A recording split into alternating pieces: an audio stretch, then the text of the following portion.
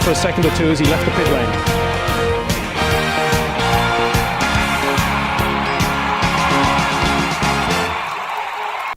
Olá, você está chegando o Esporte Mágico aqui pela Nova TV Canal 3, o seu programa de toda semana aqui na nossa querida Franca. E claro, com muitos assuntos para você. Primeiro bloco a gente vai falar do vôlei sub-19, a várzea, eliminatórias da Copa. O Brasil está sobrando, mas vamos devagar. E comigo aqui, é claro, os comentaristas Ricardo Costa e J. Júnior. Ricardo, começa por você, um grande abraço. O Tite realmente não deixa esse time, não dá mole para ninguém. Grande abraço, Gonzaga, abraço, Jotinha. Sem dúvida, Gonzaga, o Tite, sob o comando dele, em um ano, 9 partidas pelas eliminatórias, 9 vitórias. É incontestável o trabalho dele, mesmo quem não goste tem que admitir que é um belo trabalho. Jota, grande abraço. O Brasil, mesmo o Neymar não jogando, para mim jogou muito pouco do que ele pode render, um cracaço de bola. O Brasil fez 2-0 e agora é só manter esse time, né, classificado, sobrando nas eliminatórias, faltando 2 rodadas. Tudo bem, Gonzaga? Bom, Ricardo? Ótimo. Mas o Brasil, ele tem uma performance muito boa. Agora, a curiosidade para mim é a Argentina, né? Quinto lugar, se vence o jogo, vai para o segundo. Quer dizer, a Argentina ainda não jogou as eliminatórias. Mas se você for comparar o que o Brasil revela, que os outros países revelam, é um abismo muito grande. Agora, o que tem de jogador que joga no Brasil nas eliminatórias é uma festa, né? É verdade. Até o Cueva fez gol. É verdade. Olha, a gente vai falar muito das eliminatórias para a Copa de 2018 na Rússia, a terra da vodka. A gente começa no esporte local com o vôlei sub-19. O Franca sub-19 enfrentou o Amparo no Champanhar, venceu por 3-1. Uma partida bem disputada, as meninas mostraram uma técnica muito boa. Está precisando ali de mais uma aposta, algumas jogadoras para dar uma reforçada, mas é um time que tem a média de idade de 16 anos e meio. De qualquer forma, uma boa vitória, repito, um grande trabalho feito pelo Paulo Silveira, o Fabrício. Ô Jota, tem um projeto, tomara que ele vingue, de nós termos em Franca um time adulto para 2019. Na minha opinião, seria muito bom. Eu acho que esse é o principal problema. Você tem uma categoria de base que sempre foi muito forte, mas você não tem o espelho dela.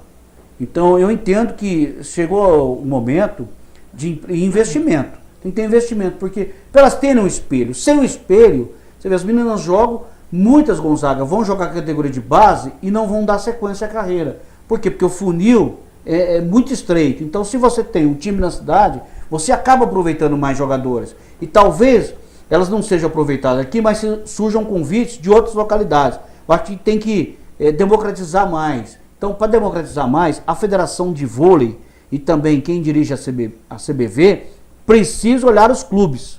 Nós precisamos parar com essa história de seleção. A gente estava falando antes do programa, antes de começar, como é que é a história do Brasil? O Brasil é campeão Grand Prix, Liga Mundial, tem medalha olímpica, mas não está se retratando isso na Superliga de Vôlei masculina, feminina e na segunda divisão do vôlei. Nós precisamos ter mais time. Quanto mais gente participar, mais jogador a gente vai formar.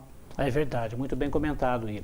A gente vai agora falar da Várzea, o campeonato varziano, na sua segunda rodada, está muito bem disputado e a gente está acompanhando imagens aí do jogo Paulistano 1 e Rosenboy 0. Um gol de pênalti, você vê as imagens aí, o garoto, olha, deu uma roladinha, um golaço, 1-0 lá no campo do Brasilândia. Segunda rodada dessa competição que com certeza está tendo agora sendo organizada pela Prefeitura de Franca.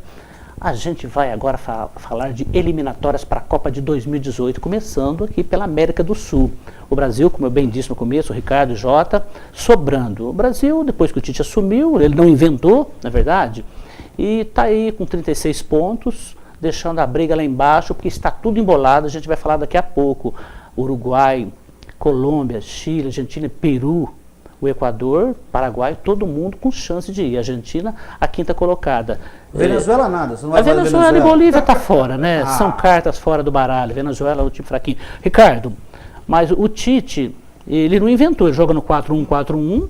Eu acredito que agora é muito importante que não invente também, não é de testar ninguém mais, na minha opinião. Você vê dessa forma?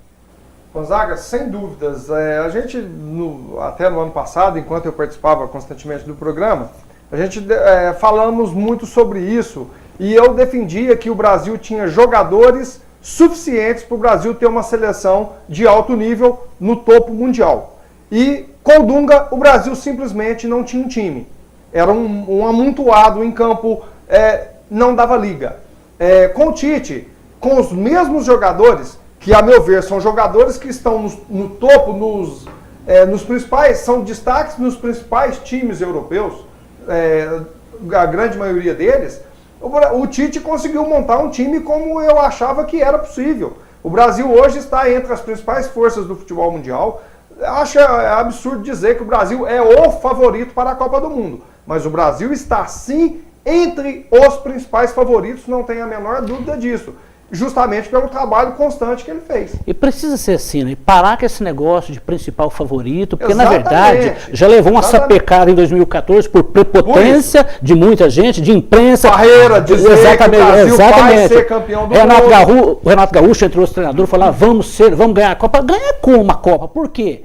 Tá pensando que Alemanha, que França, que Holanda, que Itália, esses times, essas potências, somado a Argentina, e vai jogar a Copa na casa de alguém, porque a Copa é na casa do Brasil e ia ganhar? Não é verdade? E não além é do assim. mais, a Copa do Mundo, tirando a primeira fase, que são grupos, a partir das oitavas de finais são mata-mata, e um jogo mata-mata, Gonzaga... Mata, né? Mata, né? Mata, Mas exatamente, não é nem mata.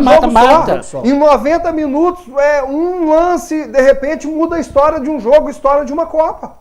Então, há inúmeros imprevistos que pode mudar toda uma história. Então, não tem como dizer, de repente, um desses favoritos, como já vimos no passado até recente, de repente ser eliminado numas oitavas de finais. Ricardo, a gente tem que lembrar mesmo, porque aquele 7-1, eu confesso para você, eu nunca vou engolir, eu vou morrer, eu posso viver mais 50 anos que eu não vou esquecer daquilo lá, porque não poderia ser daquela forma.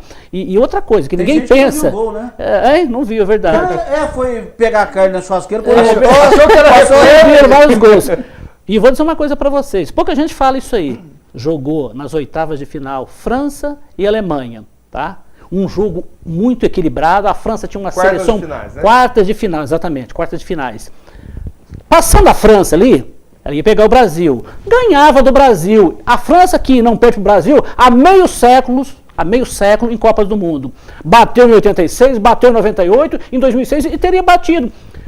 Saía da boca do leão, caía na boca do leopardo. Gonzaga, mas o Brasil jogou bem as outras fases da Copa. Vamos esquecer o 7-1. Não, O Brasil começou a jogar mal contra a Croácia, aquele gol que teve um pênalti mandrake em cima do Fred e um gol da Croácia que foi legal. Então já começou ali. Começou mal. O Brasil fez razoável a primeira fase. Não, então, porque eu achei que você só ia citar aqui o 7-1. Mas antes o Brasil jogou muito mal em O todos os 7-1 jogos. passaram a régua, o começo foi ruim. E não, Fez um grande primeiro tempo contra a Colômbia, ponto final. mas aí você tá lembrando do 7-1 e dos 3-0 contra a Holanda, ninguém lembra. Mas é né? porque o 7-1 foi tão doloroso, porque era a semifinal, que os 3-0 passou a ser, como eu posso dizer, acho um adjetivo O jogo aí. até, tipo, é aquele jogo que ninguém queria jogar. Mas os 3-0... Foi apenas um beliscadinho os 3-0. Qual foi a chance do Brasil nos 3-0? O Brasil até que não jogou mal naquele jogo, mas a Holanda foi lá, fez 1, 2, 3 e tal. Como é que foram os gols? Tudo tranquilo? Jogou. Agora, o Ricardo tá falando aqui porque erros. Aí quem que era o goleiro em 2014? Júlio. Quem que era o goleiro em 2010? Júlio.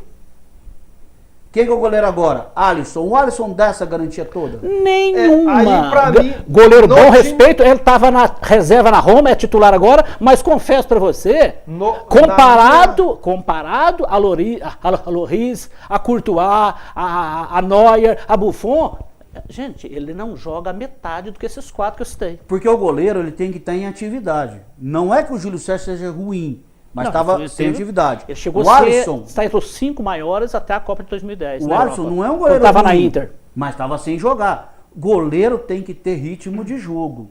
Né? Porque o Brasil até agora, com todo o respeito, agora vamos pensar também, sul-americano,